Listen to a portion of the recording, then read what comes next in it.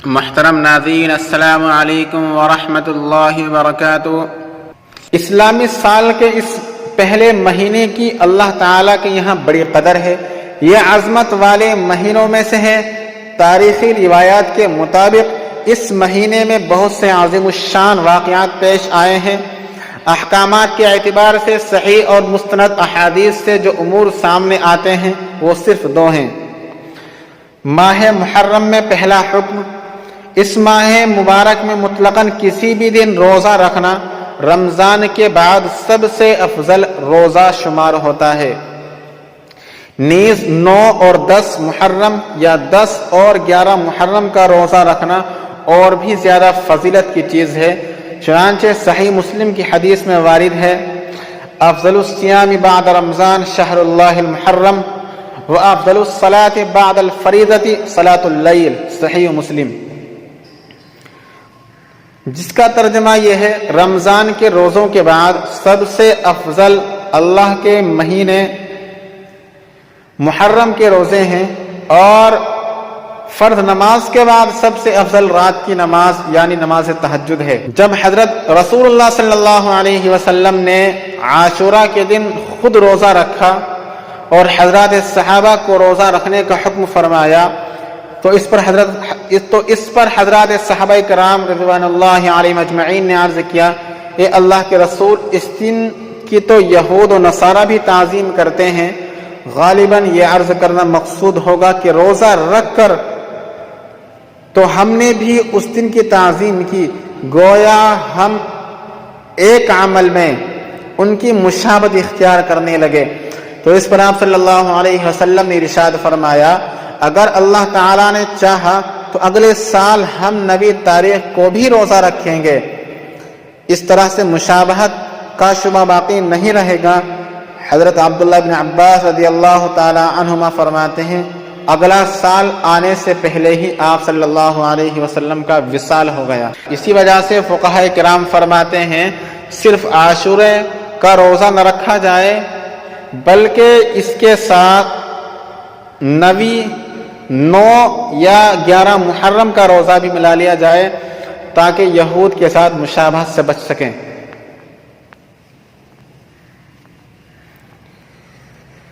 صحیح مسلم کی ہی ایک اور روایت سے معلوم ہوتا ہے کہ قریش بھی زمانے جاہلیت میں عاشورے کا روزہ رکھتے تھے۔ حضرت عائشہ صدیقہ رضی اللہ تعالی عنہا فرماتی ہیں کہ زمانے جاہلیت میں قریش روزہ رکھتے تھے اور جناب رسول اللہ صلی اللہ علیہ وسلم بھی روزہ رکھتے تھے۔ جب آپ علیہ الصلوۃ والسلام نے مدینہ منورہ کی طرف ہجرت فرمائی تو وہاں بھی عاشورہ کا روزہ رکھا اور حضرات صحابہ کرام رضوان اللہ علیہم اجمعین کو بھی روزہ رکھنے کا حکم فرمایا۔ پھر جب ماہ رمضان میں روزہ رکھنے کی فرضیت کا حکم آیا تو آپ صلی اللہ علیہ وسلم نے لوگوں کو اختیار دیتے ہوئے ارشاد فرمایا، جو چاہے عاشورے کا روزہ رکھے، جو چاہے نہ رکھے۔ اس حدیث مبارک سے معلوم ہوا کہ ہجرت سے پہلے حضور صلی اللہ علیہ وسلم کی اپنی عادت شریفہ روزہ رکھنے کی تھی اور ہجرت کے بعد دوسروں کو بھی تاکید فرمائی ہے۔ ماہ محرم میں دوسرا حکم، عاشورہ کا دن اپنے اہل و عیال پر کھانے پینے یا کسی بھی اعتبار سے وسعت کرنا، اس کی خاص فضیلت وارد ہوئی ہے۔ چنانچہ حضرت ابن مسعود، حضرت ابو سعید، حضرت ابو ہریرہ اور حضرت جابر رضی اللہ عنہم سے منقول ہے کہ رسول اللہ صلی اللہ علیہ وسلم نے ارشاد فرمایا، من وسع علی عیالہ فی یوم عاشورہ وسع اللہ علیہ السنۃ کلہا، جو شخص عاشورہ کے دن اپنے گھر والوں پر خرچ کرنے میں وسعت و فراخی کرے گا، اللہ تعالیٰ سارا سال اس پر یعنی رزق میں وسعت فرمائے گا۔ اگرچہ اس حدیث کی اسنادی حیثیت پر کلام ہے،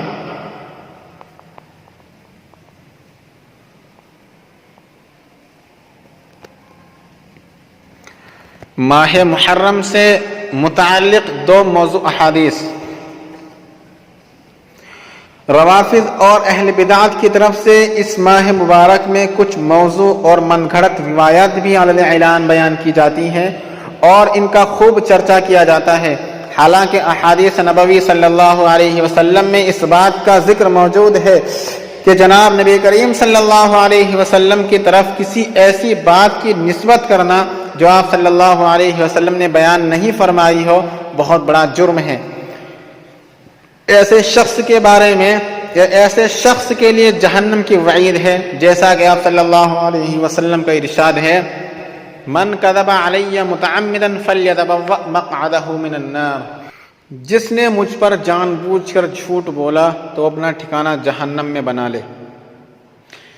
اس لیے اس جرم کے ارتکاب سے باز رہنا بہت ضروری ہے۔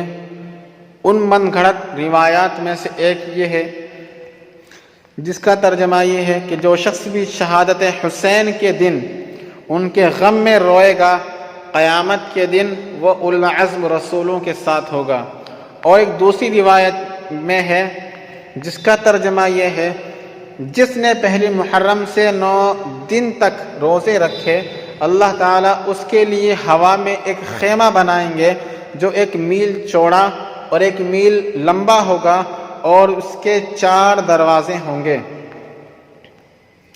واضح رہے کہ ان جیسی بے بنیاد اور جھوٹی روایات کو بیان کرنا یا ان پر یقین کرنا کسی صورت میں جائز نہیں ہے۔ اس لیے ان جیسی بہت سی روایات اور افسانوی باتیں جو محرم الحرام کے آتے ہی عام کی جاتی ہے کہ جن کی کوئی فنی شہادت اور ثبوت نہیں ہوتا، ان سے پورے اہتمام سے نہ صرف بچا جائے بلکہ ان کے بیان کرنے کے اس بیان کو رد کرنے کی بھی کوشش کی جائے۔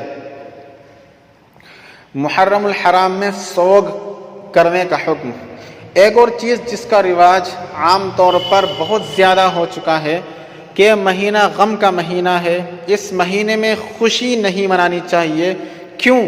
اس لیے کہ اس مہینے میں نواسے رسول حضرت حسین رضی اللہ تعالی عنہ اور ان کے خاندان کے چھوٹوں اور بڑوں کو ظالمانہ طور پر نہایت بے دردی سے شہید کر دیا گیا۔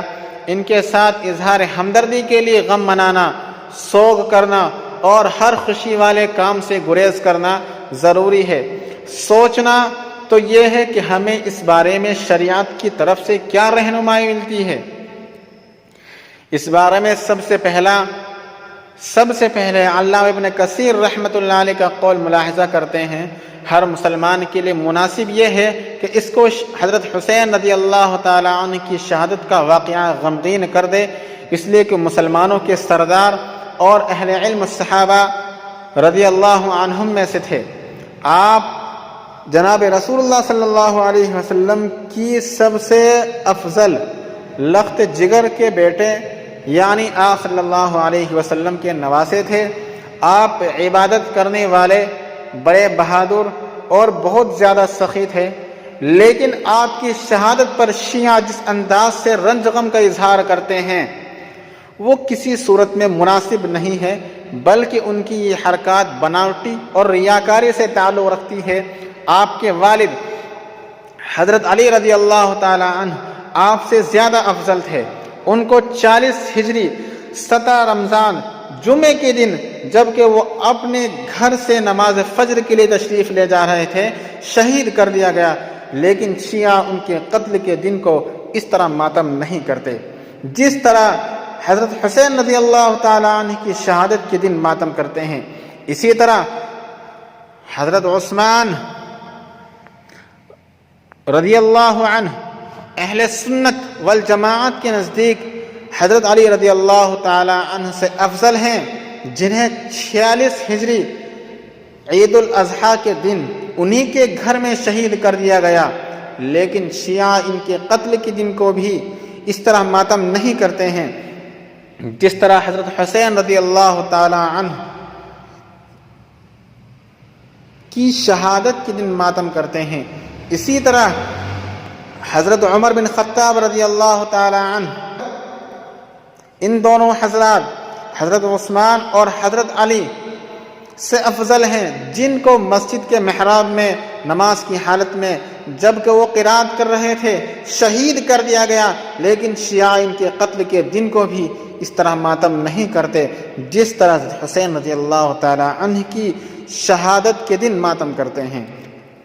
اسی طرح حضرت ابوبکر صدیق رضی اللہ تعالی عنہ ان تینوں حضرات سے افضل تھے، لیکن شیعہ ان کی وفات کے دن اس طرح ماتم نہیں کرتے جس طرح حضرت حسین رضی اللہ تعالی عنہ کی شہادت کے دن ماتم کرتے ہیں۔ اور جناب نبی کریم صلی اللہ علیہ وسلم جو دنیا اور آخرت میں بنی آدم کے سردار ہے، ان کی وفات کے دن بھی یہ شیعہ اس طرح ماتم نہیں کرتے جس طرح یہ جاہل رافضی حضرت حسین رضی اللہ تعالی عنہ کی شہادت کے دن کرتے ہیں۔ اس قول کا ملاحظہ کرنے سے روافض کے ڈرامے اور ڈھونگ کو سمجھنا آسان ہو جاتا ہے۔ اس کے بعد سمجھنا چاہیے کہ شہادت کا مرتبہ خوشی کا ہے یا غم کا اور سوگ کا۔ تعلیمات نبویہ صلی اللہ علیہ وسلم سے تو یہ سبق ملتا ہے کہ شہادت کا حصول تو بے انتہا سعادت کی بات ہے۔ فاروق اعظم رضی اللہ تعالی عنہ کا شوق شہادت یہی وجہ تھی۔ حضرت عمر رضی اللہ عنہ مستقل حصول شہادت کی دعا مانگا کرتے تھے۔ صحیح البخاری۔ حضرت خالد بن ولید رضی اللہ عنہ کا شوق شہادت، حضرت خالد بن ولید رضی اللہ عنہ جنہیں بارگاہ رسالت سے سیف اللہ کا خطاب ملا تھا، وہ ساری زندگی شہادت کے حصول کی تڑپ لیے ہوئے قتال فی سبیل اللہ میں مصروف رہے، لیکن اللہ کی شان انہیں شہادت نہ مل سکی۔ تو جب ان کی وفات کا وقت آیا تو پھوٹ پھوٹ کر رو پڑے کہ میں آج بستر پر پڑا ہوا اونٹ کے مرنے کی طرح اپنی موت کا منتظر ہوں۔ جناب رسول اللہ صلی اللہ علیہ وسلم کا شوق شہادت، شہادت تو ایسی عظیم سعادت اور دولت ہے جس کی تمنا خود جناب رسول صلی اللہ علیہ وسلم نے اپنے لیے کی اور امت کو بھی اس کی ترغیب دی۔ حضرت ابو ہریرہ رضی اللہ عنہ کی روایت ہے جس میں حضور صلی اللہ علیہ وسلم نے ارشاد فرمایا، میں چاہتا ہوں کہ میں اللہ کے راستے میں جہاد کروں، پھر شہید کر دیا جاؤں، پھر مجھے زندہ کر دیا جائے، پھر میں اللہ کے راستے میں جہاد کروں اور شہید کر دیا جاؤں، پھر مجھے زندہ کر دیا جائے، پھر میں اللہ کے راستے میں جہاد کروں اور پھر شہید کر دیا جاؤں۔ صحیح مسلم۔ الغرض یہاں تو صرف یہ دکھلانا مقصود ہے کہ شہادت تو ایسی نعمت ہے جس کے حصول کی شدت سے تمنا کی جاتی تھی۔ یہ کوئی ایسی چیز نہیں ہے جس پر افسوس اور غم منایا جائے۔ اگر اس عمل کو صحیح تسلیم کر لیا جائے تو پھر ہمیں یہ بتلایا جائے کہ پورے سال کا ایسا کون سا دن ہے جس میں کسی نہ کسی صحابی رسول کی شہادت نہ ہوئی ہو۔ کتب تاریخ اور سیر کو دیکھ لیا جائے، ہر دن میں کسی نہ کسی کی شہادت مل ہی جائے گی، جس کا تقاضا یہ ہے کہ اس دن کو اظہار غم اور افسوس بنایا جائے۔ نیز اس بات کو بھی دیکھا جائے کہ جناب رسول اللہ صلی اللہ علیہ وسلم کی حیات طیبہ میں بھی تو کئی عظیم اور نبی کریم صلی اللہ علیہ وسلم کی محبوب شخصیات کو شہادت ملی، لیکن کیا ہمارے پیارے نبی کریم صلی اللہ علیہ وسلم نے بھی ان کی شہادت کے دن کو بطور یادگار یاد کر کے منایا؟ نہیں، بالکل نہیں۔ تو پھر کیا ہم اپنے نبی کریم صلی اللہ علیہ وسلم سے زیادہ غم محسوس کرنے والے ہیں؟ خدا را ہم اپنے اعمال کا جائزہ لیں اور اس قسم کی شیطانی اور گمراہ کن رسومات اور اعمالات سے بچنے کی مکمل کوشش کریں۔ شرعاً سوگ کرنے کا حکم۔ شرعاً سوگ کرنے کی صرف چند صورتیں ہیں اور وہ بھی عورتوں کے لیے۔ نمبر 1، مطلقہ بائنہ صرف زمانہ عدت میں سوگ کرے۔ نمبر 2، جس عورت کا شوہر مر جائے اس کے لیے صرف زمانہ عدت میں۔ نمبر 3، کسی قریبی رشتہ دار کی وفات پر صرف 3 دن، اس کے علاوہ کسی بھی موقع پر عورت کے لیے سوگ کرنا جائز نہیں ہے۔ اور سوگ کا مطلب یا طریقہ یہ ہے کہ وہ اس عرصے میں زیب و زینت اور بناؤ سنگار نہ کرے، زینت کی کسی بھی صورت کو اختیار نہ کرے، مثلا خوشبو لگانا، سرما لگانا، مہندی لگانا اور رنگ برنگی خوشنما کپڑے پہننا وغیرہ وغیرہ۔ اس کے علاوہ کوئی صورت اپنانا، مثلا اظہار غم کے لیے سیاہ لباس پہننا یا بلند آواز سے آہ و بکا اور سیاہ لباس وغیرہ پہننا جائز نہیں۔ نیز مردوں کے لیے تو کسی بھی صورت میں سوگ کی اجازت نہیں ہے۔ تو پھر محرم الحرام کے شروع ہوتے ہی سوگ اور ماتم کا کیا مطلب ہے؟ محرم الحرام میں شادی کرنے کا حکم۔ اوپر ذکر کی گئی تفصیلات کے مطابق اس ماہ مبارک میں سوگ کرنا بالکلیہ بے اصل اور دین کے نام پر دین میں زیادتی ہے، جس کا ترک لازم ہے۔ لہذا جب سوگ جائز نہیں تو پھر شرعاً اس مہینے میں شادی کرنے کی کوئی ممانعت نہیں۔ بلکہ عجیب بات تو یہ ہے کہ امیر المؤمنین حضرت علی رضی اللہ عنہ کی حضرت فاطمہ الزہرا رضی اللہ تعالی عنہا سے شادی اسی ماہ مبارک میں ہوئی۔ اس مہینے میں شادی نہ ہونے کا مطلب یہ بنتا ہے کہ اس مہینے میں نحوست ہے، جبکہ شرعاً یہ بات بالکل بے اصل اور بے بنیاد ہے، بلکہ یہ عقیدہ یا ذہن رکھنا ہی گناہ ہے۔ اللہ تعالیٰ کی جانب سے کسی دن یا زمانے میں کسی قسم کی نحوست نہیں رکھی گئی۔ اکابرین مفتیان عظام کے فتاوے میں اس کی تصریحات موجود ہے۔ ذیل میں فتاوی رحیمیہ سے اس مسئلے کا جواب نقل کیا جاتا ہے۔ الجواب: ماہ محرم کو ماتم اور سوگ کا مہینہ قرار دینا جائز نہیں۔ حدیث میں ہے کہ عورتوں کو ان کے رشتہ دار کی وفات پر 3 دن ماتم اور سوگ کرنے کی اجازت ہے، اور اپنے شوہر کی وفات پر 4 مہینے 10 دن سوگ منانا ضروری ہے۔ دوسرا، کسی کی وفات پر 3 دن سے زائد سوگ منانا جائز نہیں، حرام ہے۔ آپ صلی اللہ علیہ وسلم کا فرمان ہے جس کا ترجمہ یہ ہے: جو عورت خدا اور قیامت کے دن پر ایمان رکھے اس کے لیے جائز نہیں کہ کسی کی موت پر 3 رات سے زیادہ سوگ کرے، مگر شوہر اس سے مستثنیٰ ہے کہ اس کی وفات پر 4 مہینے 10 دن سوگ کرے۔ بخاری۔ ماہ محرم میں شادی وغیرہ کرنا نامبارک اور ناجائز سمجھنا سخت گناہ اور اہل سنت کے عقیدے کے خلاف ہے۔ اسلام نے جن چیزوں کو حلال اور جائز قرار دیا ہو، اعتقاداً یا عملاً ان کو ناجائز اور حرام سمجھنے میں ایمان کا خطرہ ہے۔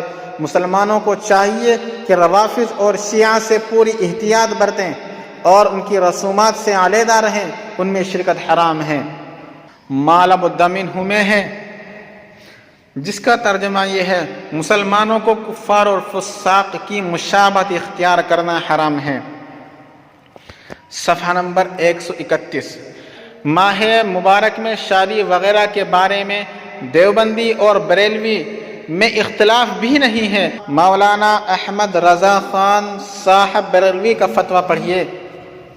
سوال ان سے پوچھا گیا: بعض سنی جماعت عاشرہ محرم میں نہ تو دن بھر میں روٹی پکاتے ہیں اور نہ جھاڑو دیتے ہیں، کہتے ہیں کہ بعد دفن تعزیہ روٹی پکائی جائے گی۔ ان 10 دن میں کپڑے نہیں اتارتے، ماہ محرم میں کوئی بیاہ شادی نہیں کرتے، اس کا کیا حکم ہے؟ تو ان کا جواب سنیے: تینوں باتیں سوگ ہیں اور سوگ حرام ہیں۔ فقط والسلام، واللہ عالم بالصواب۔ فتاوی رحیمیہ، کتاب البدع والسنہ۔ اللہ رب العزت سے دعا کرتے ہیں کہ وہ ہمیں ہر طرح کے منکرات سے بچنے کی توفیق عطا فرمائے اور افراد و تفرید سے بچتے ہوئے صراط مستقیم پر گامزن رکھے۔ وما علینا الا البلاغ۔